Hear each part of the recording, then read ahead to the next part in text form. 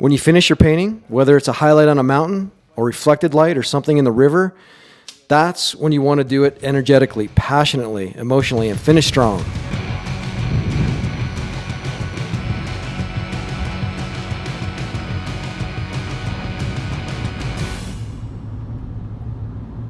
Hey, plein air painters, Terry with Learning Plein Air here on a beautiful, gorgeous Saturday up in the mountains of Colorado. As you can see behind me, I'm here to catch the fall colors. This is the prime time of the year for a plein air painter. It's just flat out unbelievably gorgeous. A little dolly system here that I use to go cross country and get to places I need to get to. Once we find a spot and get set up here, we'll get going. All right, good to have you. Thanks for watching.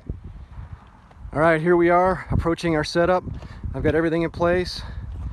I'll give you a quick little view of the scenery that we have before us here.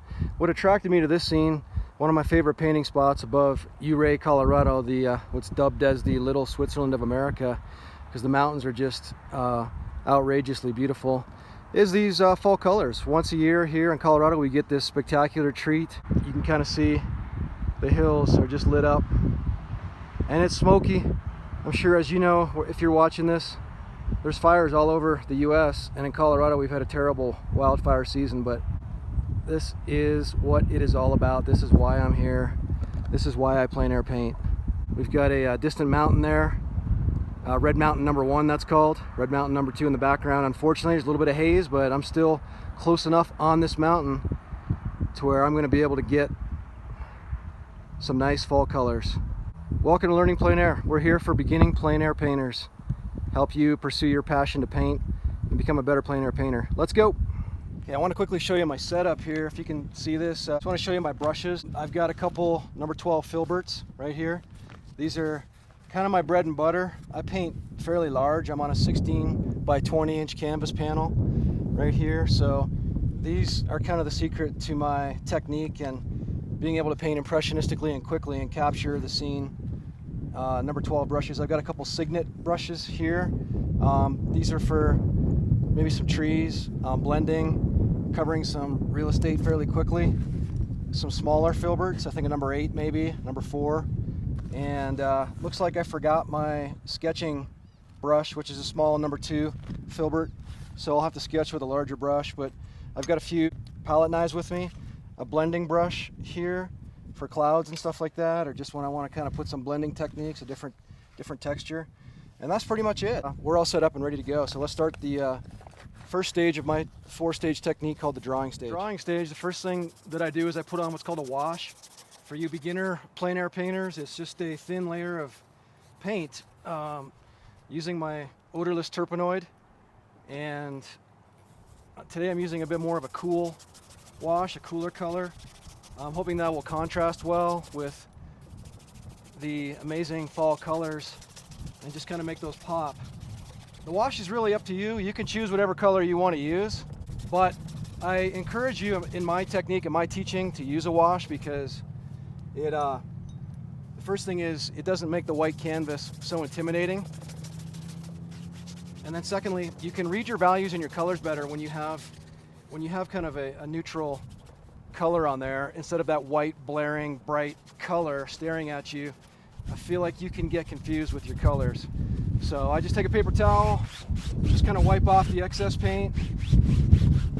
What do you think? Should I stop right there? That's as good as it gets right there. Let's call that a masterpiece. So in stage 1 of my 4-stage technique, it's the drawing stage.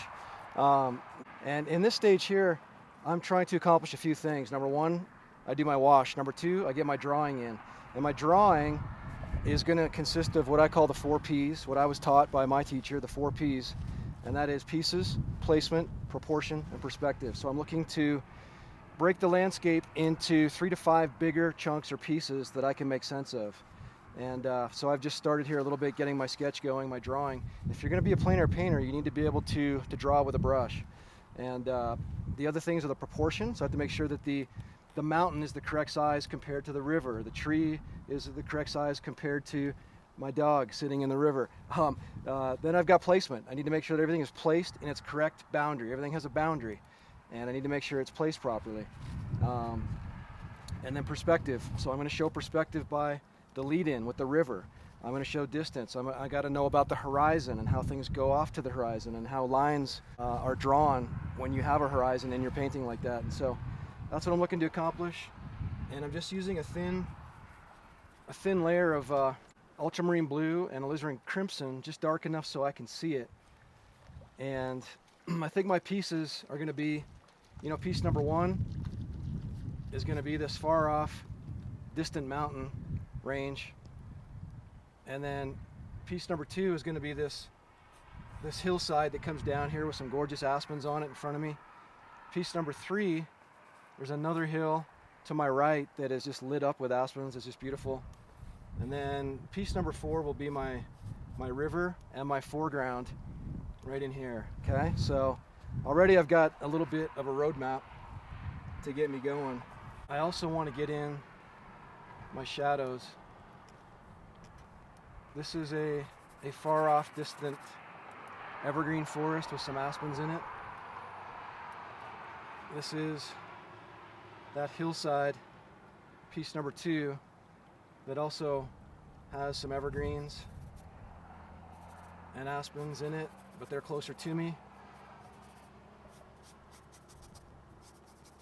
There's a little bit of light and shadow in there, so I'm going to show that. That's what these darker evergreens are right here. I just do this quickly, it's just a roadmap. But if you want to be a successful plein air painter, you have to be a good drawer, if you will, with your brush, because it sets the stage for a successful painting. A good drawing equals a good painting. The other thing I'm looking to accomplish in the drawing phase is my darkest dark, because it keys the painting for me to get all the other colors accurately and all the other values accurately. So I always start my paintings with my darkest dark. And for me, it's going to be this riverbank right here. Right along the riverbank, it's dark. Another darkest dark, and there can be more than one. It's not like there's just one darkest dark. There's some rocks and some stuff along the river here that's dark that will help show some perspective and lead in the painting. These evergreens to the left of me, which are just right there, so beautiful. I'm going to just make note that this evergreen forest is also a darkest dark. It will help me layer the atmosphere and show distance and perspective. The other thing whoa! Holy mother. The other thing you want to show in the drawing stage is where your shadows are. So your 4-piece, your darkest dark, and where your shadows are. And I've kind of got those in. There's some shadows in the foreground bushes here, some shadows over here in the evergreen trees, on the mountains and the distant mountains. So I've got my 4 pieces.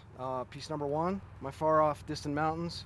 Piece number 2, my evergreen forest to my left. Piece number 3, the aspen forest coming down to the right. And piece number 4, my foreground, river and bushes and rocks. So I'm ready to go. Let's go to the abstract phase. Okay, so the first thing I always start with in the abstract stage is with my number 12 brush, the darkest dark. And I already pointed out where those are. I've got a mixture here of alizarin crimson, ultramarine blue, phthalo green, and a little bit of cad yellow medium to make it dark, a very dark green color. I guess you're not going to see my color mixing as much as usual. I'm trying a different filming technique this time, so I'm not bouncing around as much as I usually do with you. Here we go with our darkest dark. Start over here with these evergreen trees that are off to my left. Just blocking in with a big number 12 brush. Just trying to get 2-dimensional shapes and forms in the right place, the right value, the right color. And later, toward the end, I can worry about making it look like something. This is impressionistic plein air painting, how I was taught in Russian Impressionism. Alizarin crimson to this mix. In the shadows, you don't want to make your shadows all the same color. You've heard me say that before. Look at them closely. Train your eye to see colors. I oftentimes will look to the right of the object that I'm looking at and not right at the color. And out of my peripheral vision, I can sometimes catch the right color rather than staring at something for 5 minutes. But there's some blues in the shadow, so I'm gonna put in a little ultramarine blue into my green mixture here. I know it's important, you know, for beginner plein air painters to understand how to mix colors. There's no right or wrong way to do it, but you have to know your colors. You have to know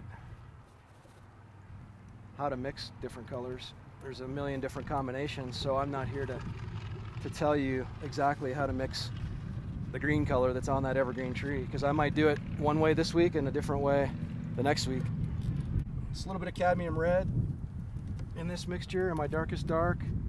These bushes are they're dark, but this is fall foliage season, and there's a lot of red color in there, so I'm going to try to get that. As I said, this town started its days in gold and silver mining, and up here there's still lots of old historic gold mine buildings and things that they try to preserve. This is just more of a phthalo green mixture for the back. The evergreens tailing off toward the distance here. And so it's a really neat place, and that's why you can hear some of the car noise over half mile away. Everybody from anywhere comes up here to see all this. Like I say, don't just muddy up your colors. I mean, you want to try to paint accurately what you see, but there's color in the light. There's highlights, there's reflected light. You have to train your eye to see that, and I'm going to do a series of still life videos coming up shortly here to show you beginner plein air painters how to see light and shadow, cast shadow, reflected light, highlights, how to paint shapes. My teacher taught me that still life painting is the very best way to learn plein air painting. And as Sergei Bongart always said, kind of one of the fathers of Russian Impressionism, if you can paint a still life, you can paint anything. So that's why we're going to do those. I'm going to do some YouTube live videos as well. If you want to follow me along with those, that'd be awesome. Okay, I've got my darkest darks in place. It doesn't look like much, but for me it's a good roadmap. I'm just trying to block these colors in quickly.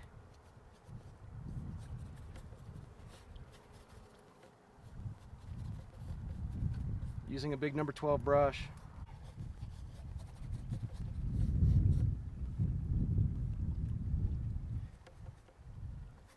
But it's got all these cool colors, some greens, oranges.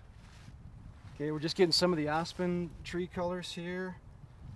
Up on the left side, close to me. So these end up being probably some pretty brilliant colors when it's all said and done, but I mean, this is super fun right here. When you got that darkest dark and then you start putting that light color in there, the contrast is really what's going to cause people to have interest in the painting. It'll draw their eye. The upper mountains here, just mixing a little cobalt blue, some alizarin crimson in there, a little bit of orange, cat orange, to get a little bit of a bluish grayish color. Just searching until I get the right color. I'm just trying to put in the shadow pieces in the mountain up there, and then we can move on. There's some awesome light and shadow going on. This is a light and shadow painting today, so I'm focusing on all the objects that are in shadow and all the objects that are in light, and just trying to block that in with a big number 12 brush as quickly as I can. A lot of tourists up here. It's busier than it normally is. Prime leaf viewing season here in Colorado, southwest Colorado. A lot of people come from all over the state, all over the country, just to see this, and it's 35 minutes from my house. Such a blessing to be able to be out here and paint this. Now, the mountains off here in the distance, I got to be able to show perspective and atmosphere, so I can't go as powerful with the colors. You got to be aware of that. It's a primary mistake that a lot of new painters make, that I made. You just kind of make everything the same color. Well, I got that mountain color. Well, it's not going to help you show perspective. There's light and shadow going on back there too, so I have to treat it the same. I just got to watch my value, my chroma. Just don't make it as powerful, as power packed. I'm going to blur the lines back there. Do you see how I did that right in there? I'm just going to kind of blur those lines a bit. good in a painting to have contrast of lines, edges, you know, so I'm going to put an edge back in there. But so I'm going to catch this forest area right here on the mountain that has the pretty aspen colors in it. So I'm going to go with, I think for that it's kind of a greenish, bluish. I'm going to start off with alizarin crimson. I'm going to go with a little ultramarine blue. And I have a little mud color here that I just have on my palette that has some greenish, beigeish color, a grayish. So I'm going to gray it down a little bit. Remember that opposite colors result in a gray. So if you have a purple, add orange or a little yellow ochre and it grays it down a little bit. And that needs to be a little more green. I'm going to go a little phthalo green, a little cad red, just to cool it down.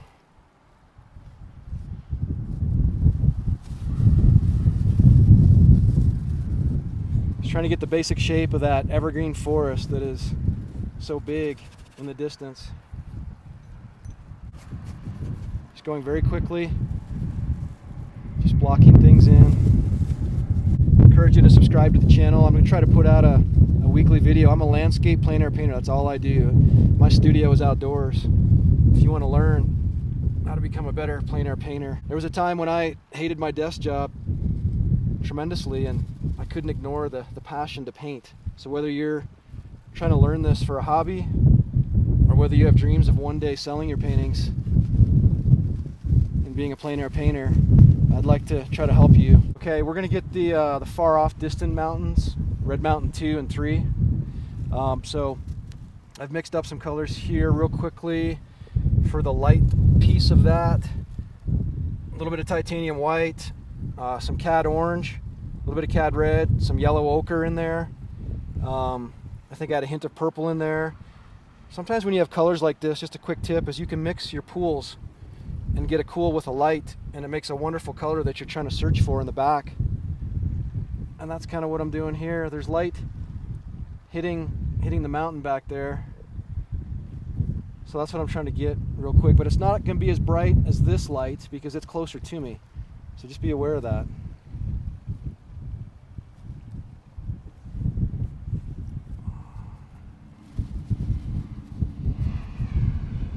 Okay, that's already looking pretty good. On this piece over here to my left, and that's some close-up evergreens and some aspen colors that just pack a power punch. If you can see over there, that's kind of what attracted me to this scenery, was just the mix of the contrast, of the dark evergreens and the brilliant yellow and orange aspens. It's just simply beautiful. So I'm going to show you now how I mix up some aspen tree trunks to show a hint of that. So I'll take a little titanium white here. I'm going to put it in my cool pile here, my cool mud pile, with a little cerulean blue, not much, a little orange in there, and then maybe a little, I'll go a little alizarin crimson, just a dab of it, just to make a cool gray color.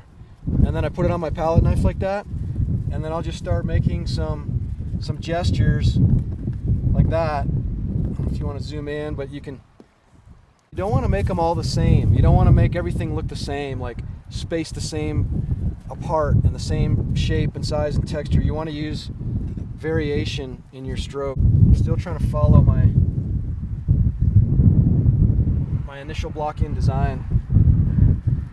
Go a little alizarin crimson just to kind of get I'm trying to get at that shadow color in the distant mountains. It's a forest that's creeping up. It's creeping up the mountain. It's a little more grayish color. That's kind of more close to it right there.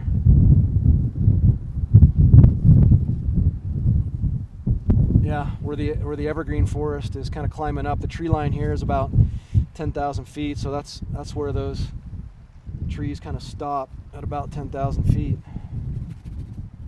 On the right side, if we could take a quick look over there, those beautiful, amazing aspen forests on the right. At the end of the painting, I'm going to pop those. And right now I'm going to show you something that we can do. But see my brush? I'm going to dip right in pure color without mixing it, and I'm just going to go like that. And I'm going to kind of just block that in just really quick. with my big number 12 brush. You just have to kind of not afraid to make mistakes sometimes in plein air painting. And this comes with experience, but I know that doesn't look like much, but already in 5 seconds, I kind of have an impressionistic forest that your eye can kind of believe is an aspen forest without even really spending much time mixing colors and such. You see how that pops against the dark evergreen trees. And the way I make that stroke, if you want to see it, is I hold my brush like that. I face it square on to the painting, and I just, with gentle pressure, I just go down like this. Just like that. And then I turn it to the side. See? To the side. And then for the tops of these aspen trees, I just kind of go like that for some hints. So if you're just beginning and you're wondering how we as artists make all these strokes, you can find your own technique and what works for you. And that's how you'll make your most beautiful paintings. Don't be afraid to use a lot of paint if you like this style. That's what attracted me to this style with my teacher, Don Solly, was the way he painted so confidently and boldly with thick paint. You know, if the more pressure you put on yourself as a beginning plein air painter to try to make a masterpiece, the harder it's going to be for you to be a good painter. It's so hard, and even to this day I have to tell myself, you gotta just have fun and not be afraid to make mistakes and experiment and practice. Hi Kate. Got my girls along here with me for this paint out. These aspen trees are just such a brilliant color, so I'm just using pure paint here, and just to complement the light and shadow that we got going on in the trees over there. It's a very orangish river. It's unusual. Like I said, all the minerals from the mountains are flowing down in this river. So I'm going to mix a little titanium white, a little bit of cat orange, some of my green to get this kind of maybe a little cad red, because it is a dark orange color, and some of my solvent here, and we'll just start putting in this river color. And there's a bunch of colors in the river, so I'm going to show you how we're going to do that. I see about 3 or 4 colors in the river, and we want to show, this is the way we're going to show perspective in the painting, is the river is going to lead the eye back in behind,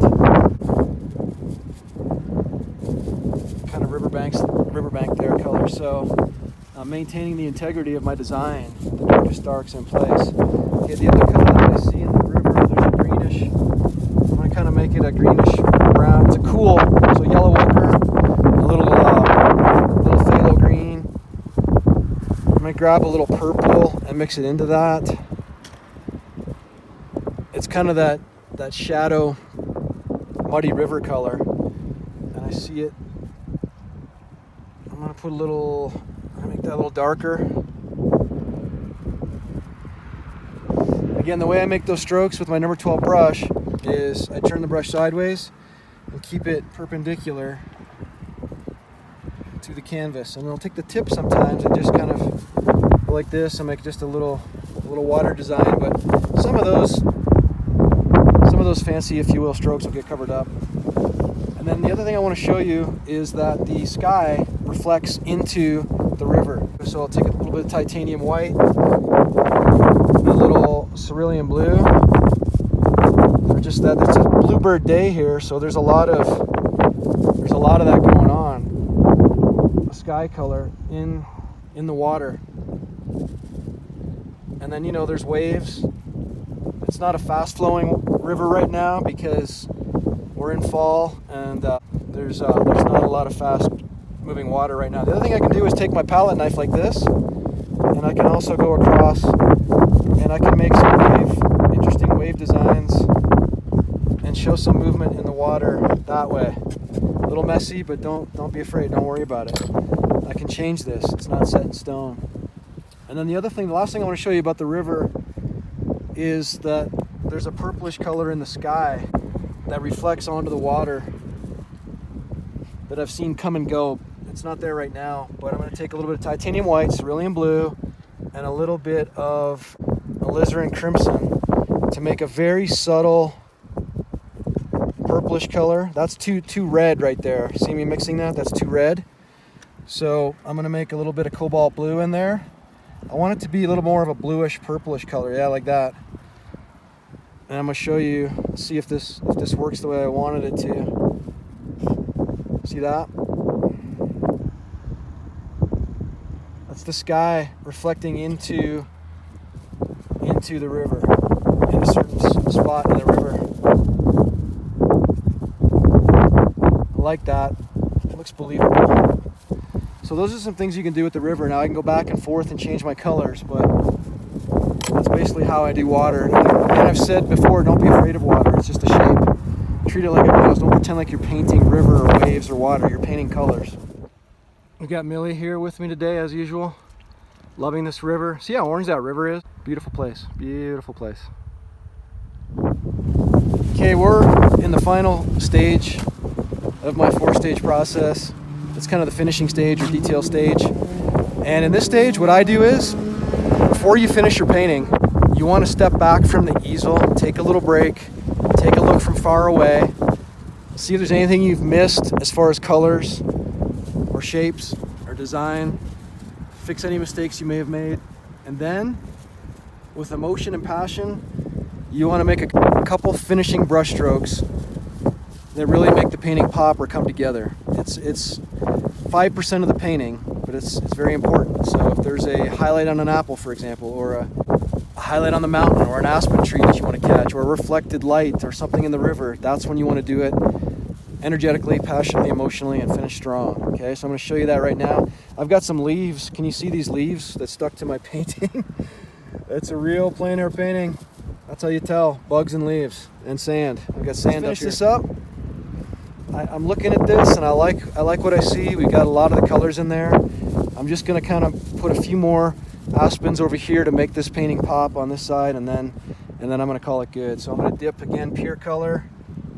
I'm going to go with this cad yellow light. The sun is brilliantly shining on these mountains. So let's do this.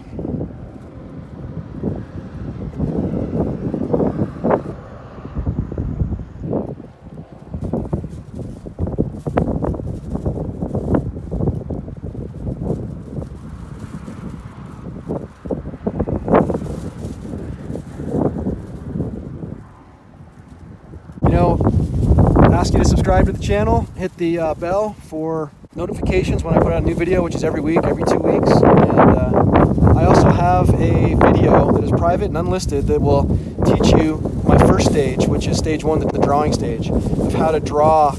You know, in these paintings I go quickly and we can't get everything on film, but this video is specifically dedicated to showing you how to do the drawing. Like I've said, a good drawing equals a good painting.